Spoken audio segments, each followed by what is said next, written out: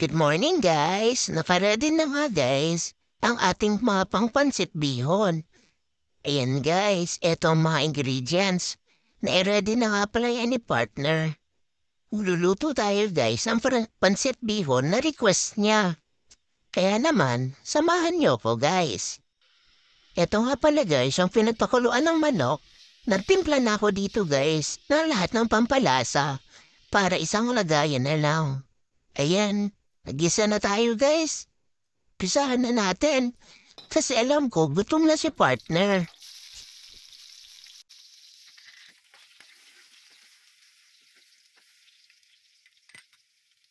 Isunod naman natin guys, itong sibuyas.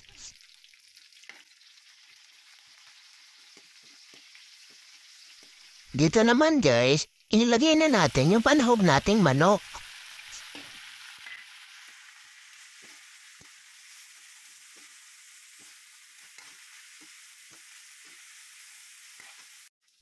Mehipos-mehipos lang natin to guys, bago pa natin ilagay yung ibang ingredients.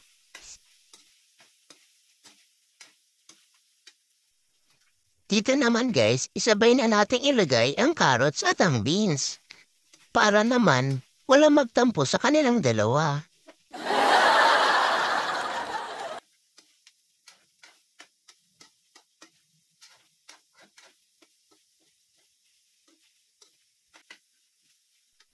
Dito natin isunod ang repolyo.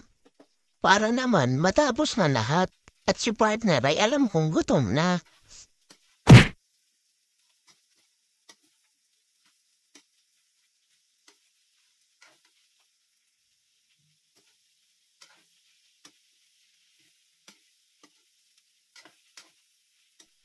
Kaya na guys, sinalin ko na nga muna sa palanggana yung mga ricado natin para pakukulaan ko muna etong pampalasa.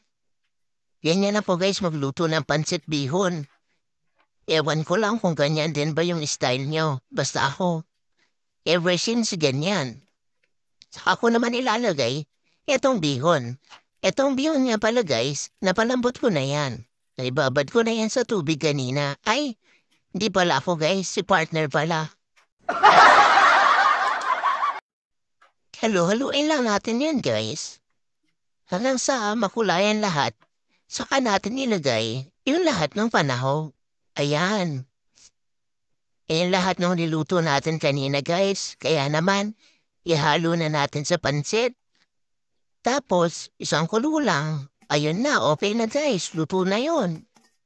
Kaya partner, malapit-lapit na to. Gising ka na dyan sa taas. Alam kong gutom na gutom ka na at amoy na amoy mo na tong niluluto ko panina pa. Konti na lang to. Ayan na guys, luto na. Guys, pangalawang ano na niya yan, sandok. Sarap. 1 to 10. 11. Isa pa, 1 to 10. 11. As in, Sarap nga. Ayun lang guys. Thank you for watching.